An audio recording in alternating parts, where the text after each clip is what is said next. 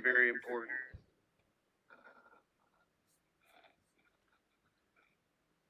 But those are the best topics. Yeah, thanks for choosing the topic. Hi, Sam Rock. What's that? Thanks for choosing the topic for today.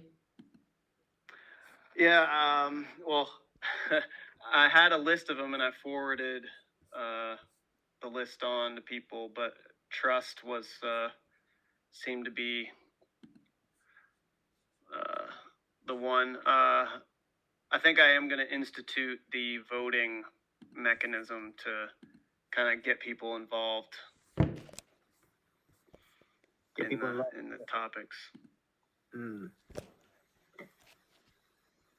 And we got the token Chicagoan. Hey, no more Lori Lightfoot. I'm the token Chicagoan? Yeah. Sam is the he can't be the token Chicagoan and token Mexican. Oh. Like he already has the title of token Mexican. Jade is not pure. Jade would be the token Mexican, but she's not pure-blooded Mexican.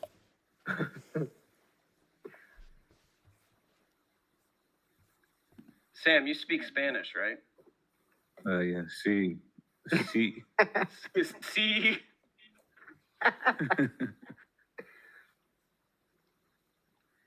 Yes, sir. Znаю po-ruski. Правда? Pravda is truth. Is it truth? I'm asking. Pravda. Like truth? Mm-hmm. Perestroika. Is that Good German? One. Sounds Polish. Yeah. Perestroika is like a kind of revolution, but like translated in a gentler way.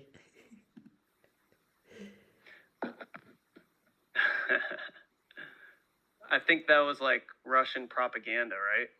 Yeah, they didn't want to make it like revolutionary, like semantics, so they decided to like make this word. It's basically rebuilding. The direct translation is rebuilding, but like you know how it is like there is direct translations and there is like meaning, and a lot of the words in Russian I think have the meaning different from the direct translation. Yeah, this is like a gigantic issue when it comes to like religion and translating texts. Because like obviously it's written in one language and there's like a whole study on like how to translate it, and so there's like direct word for word literal translation, and then there's like it's called dynamic translation, where instead of directing it like translating it literally, you do the meaning part more, and it's like very controversial.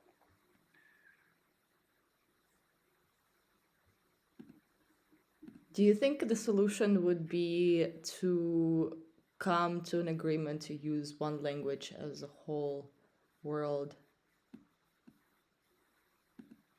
So that's actually an interesting topic. So there's this really, really good TED Talk. I guess I'll just post it in the chat.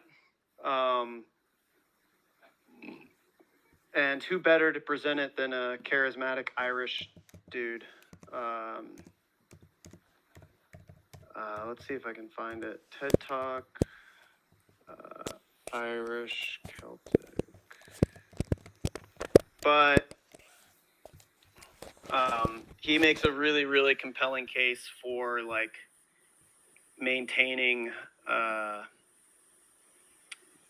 different languages, and he calls it like Celtic consciousness, because like so much, because like Ireland is an island, so like the people there are like very intimately like they're intimate to like the land and the surroundings, and that's embedded in the language. And so like there's like an intrinsic beauty to like knowing Irish if you live in Ireland. So it's like the utilitarian versus beauty and meaning argument.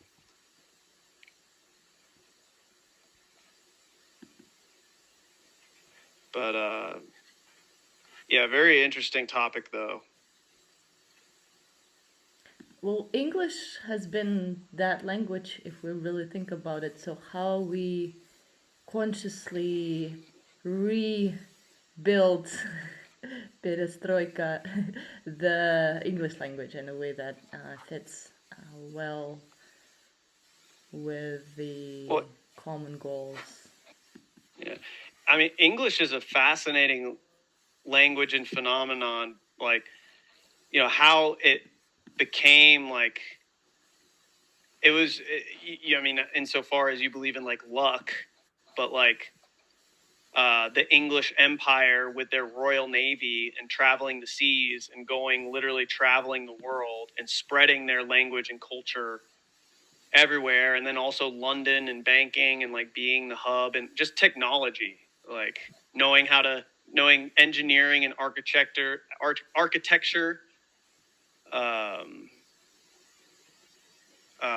is, and like spreading that throughout the world. And like English, I think the English language, like it's very liberal on like its adoption of words, because like it'll just like bring in like words from, you know, a whole bunch of other languages and just convert it into English. Like I think like the amount of words that are in the English dictionary compared to like all the other languages is like crazy. I never realized that.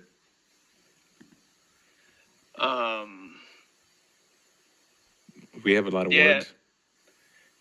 Yeah. I mean, in English, words. maybe I shouldn't have used the word "we," but I mean, you're American, aren't you? yeah, but I mean, English is like, yeah, I guess I could use the word "we." I mean, you speak English. You're part of the tradition, I suppose. The Anglo-American establishment. Yeah.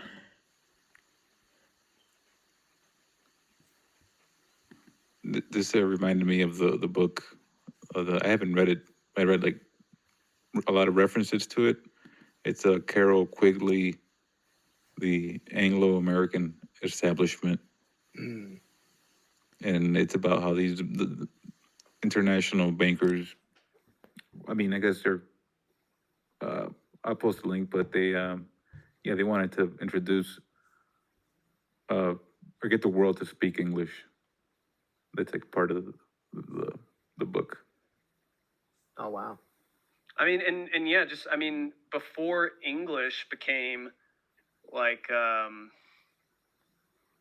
kind of like the predominant world like language, if you just look at Spanish in like South America,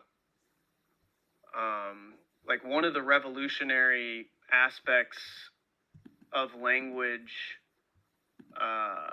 you know, going from the hieroglyphic language, like I think like Egyptian and like Chinese had that, to what is it? It's like cuneiform, not cuneiform.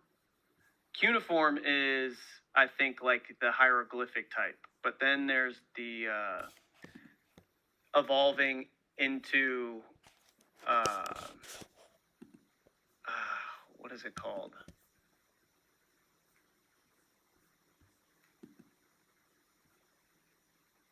Like the alphabet, and like writing how it sounds instead of like depicting what it looks like, and then the picture relates to a sound.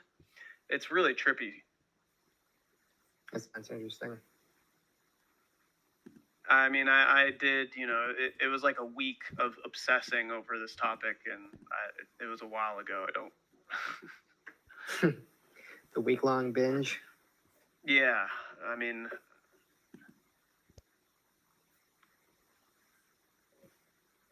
or wait, is cuneiform? Maybe I should reference in my post on the general post that it's a post about Lotus launch reference.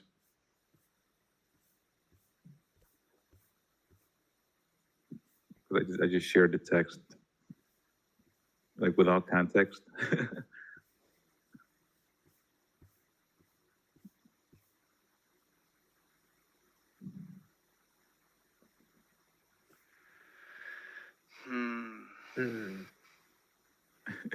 And this is kind of the problem that I have with these different entities, or just the desire in general to universalize everything, especially when it comes to language, because there's other ways humans can communicate in a way that we all already understand. There's a universal language already, or several. One of them being actions, the other one being love. That's another one that comes to mind. Everybody understands actions and love. We don't necessarily need to understand each other verbally, or what we're saying when we already understand what we're doing and how we love each other. I think that part of the basically just vibes. I mean, kinda if you could just place yourself back into the early American colonizers and their run-ins with the Native Americans, and because you had certain Native American tribes that were extremely hostile, and then you had others who were extremely mutual.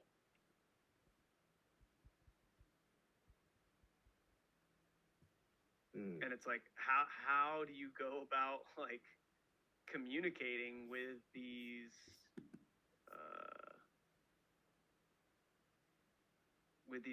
different tribes? It's crazy to think about. Money is another one. Money is another universal communicator. Yeah, and I mean trade in general. Yeah, and you think about New York and the wampum shell. The who?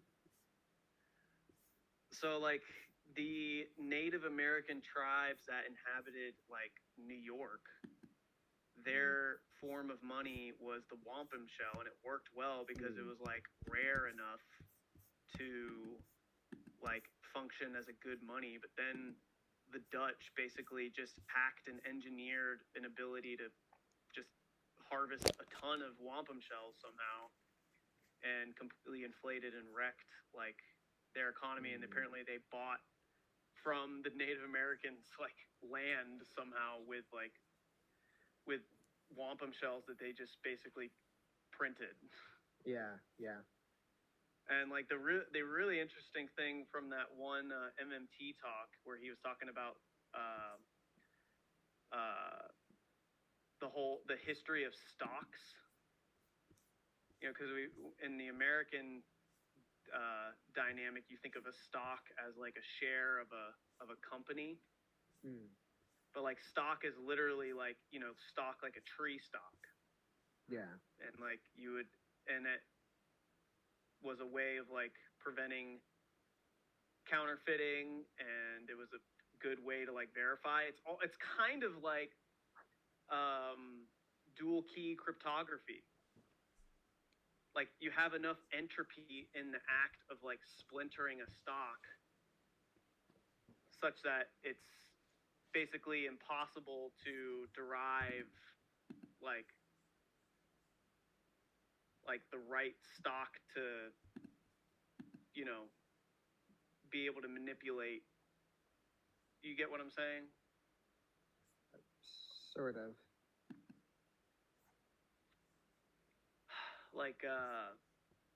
What does the stock refer to again? Like, so you snap a stalk, like a twig or a piece of wood. Yeah. And like, in order to like redeem the stalk, or you have to bring it back, and it has to match up perfectly with the stalk it was broken from. Because like, you know how like Sprint has these random splinters and random, like, you know, like you can't just break another stock and then go take it to the bank in order to like get your dividends or whatever. Yeah.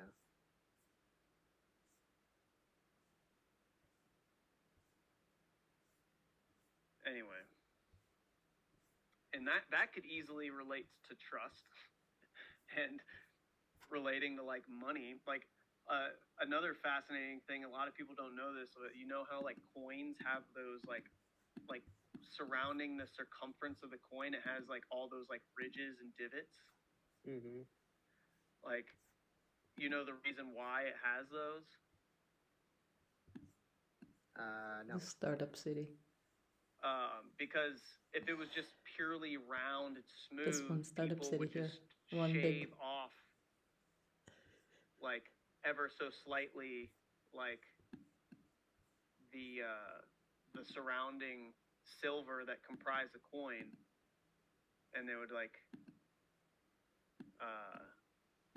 so like an ounce coin. Yeah, if everyone was doing that, and it was initially minted as an ounce, you know, if everyone was doing that, it would eventually be shaved down to like, instead of being an ounce, it would be like 0.8 or something. Yeah. So that was like a mechanism to like keep people from shaving and like shaving off like pieces of the metal coin. That's interesting, because I mean, like, if you've got like the dexterity, you could probably shave it down and make it look like it's the original shaving or the original engraving. Yeah. I don't know. Maybe that's not feasible.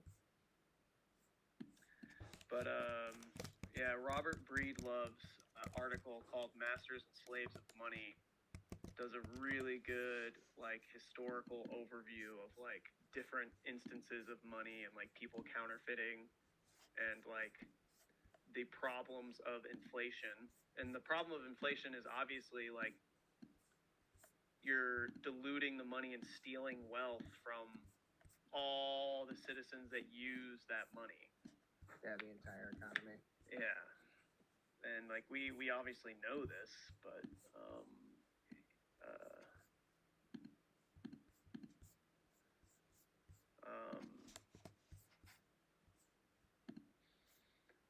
yeah, I mean, and crypto solves this problem.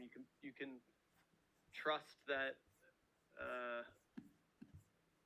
it's not going to be inflated away by some central, bankers, central planners, or whatever. But then again, and this is completely removed from that. Like, yeah, and this is where Peter Ryan, one of his key arguments as to why he went away from Bitcoin, is, I mean, essentially, and same thing with Mike Hearn.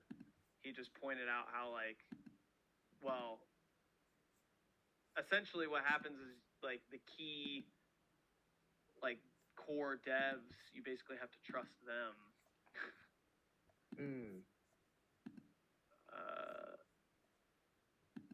I mean, there's always going to be some level of trust, especially in development.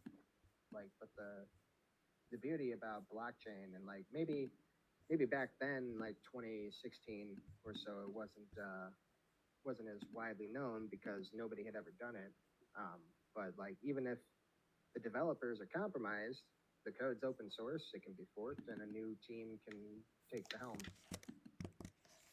And that's ultimately what happened. So like, the protocol is open and nobody's in charge of it, because if the people that are in charge of developing the implementation for that protocol become compromised, somebody else can just take over, or some other team can just take over. The interesting thing was like the whole idea of who keeps the name, like so, like when from forks. Yeah. There was always a fight over the name. Ticker wars. I think when eCash forked, they were like BCHA, was BCHN, and before I was like looking up the little because before the eCash fork, I was kind of out of the loop like for like a couple years, so I was paying attention to like when BCH forked off, and then what was I getting at with this? Then I came back fighting over the name. Yeah, then I was looking at old ABC posts on Twitter, and they were like anybody who's not running the IFP is not going to be running Bitcoin Cash. It's just so they flat out said like if you're not like they're basically saying we control Bitcoin Cash, and I mean. Did they say those words specifically? No, they never said we control Bitcoin Cash, but it was kind of it's like inferred because you're posting, you're saying anybody who's not running this is part of consensus. So if you're not running the IFP, it's not a Bitcoin Cash node. I think maybe I can find the tweet, but I was on like on read.cash, and I was like, you know what? I never heard. I was like figure out what happened. I was trying to go through the history, but just to see like what because I was out of the loop. So it was just an interesting point. Yeah, ticker wars. There's a huge disparity between. Yeah, there's a huge disparity between like social sentiment versus like hash power, and just like how like miners are not necessarily ideological. And we saw that with like the whipsaw effect, like right after the Bitcoin Cash BTC fork, all these people with miners sunk costs are just switching their mining either Bitcoin Cash versus BTC based on profitability, and you'd get these huge swings in hash power, and that was like the whole like the DCA like mining algorithm to like try and like fix that. Yeah, DAA. The difficulty adjustment. Mm-hmm. Yeah, DAA. Difficulty adjustment algorithm. Yeah. Yes, sir.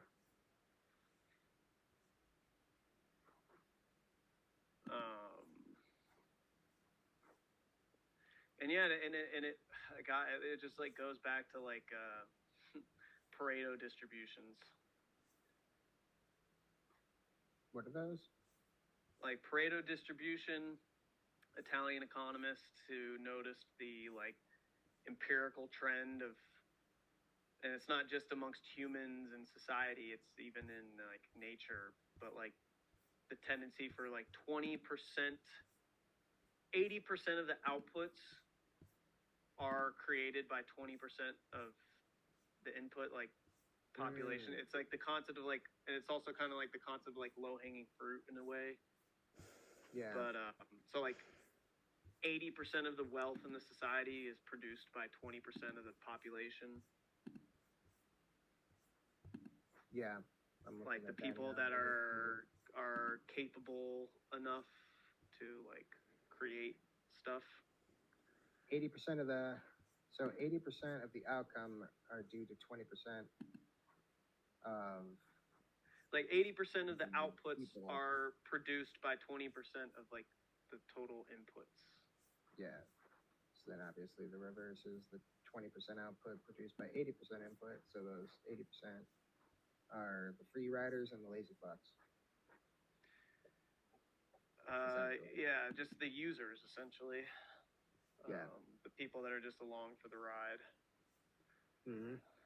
Quote unquote retail.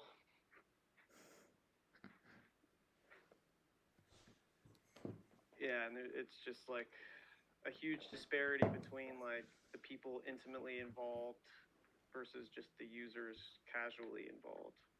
But yeah. I think the forking of the blockchains really brings up an interesting point about trust, though, because the trust is required in the development team that leads the actual blockchain development itself, and you can see that just with Kane, with eCash. His level of trust in ABC is so high, it's almost bordering on ideological,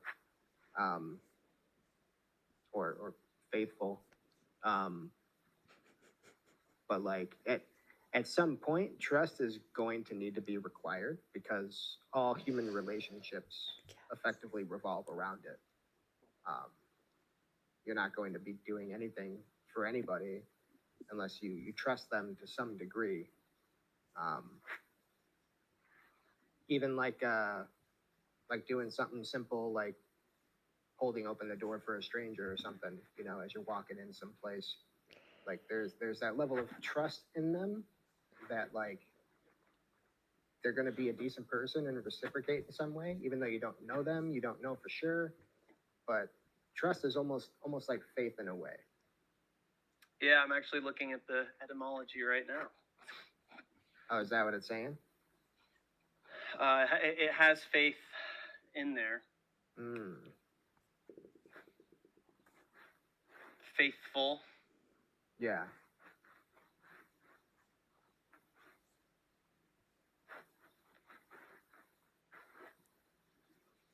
Yeah, trust is the foundation of all human interactions. Yeah, and then like obviously and then a whole other subsect relating to trust is risk and risk tolerance. Yeah. And this is like, should we start recording?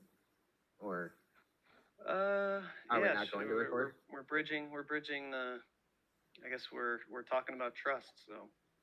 Yeah. Let's see. 1 second. All right, we're recording for the 39th edition of the Lotus Lounge, or name pending, I suppose. Whoop, whoop. Yeah, deep dive into trust and all the things that it impacts. All human interactions.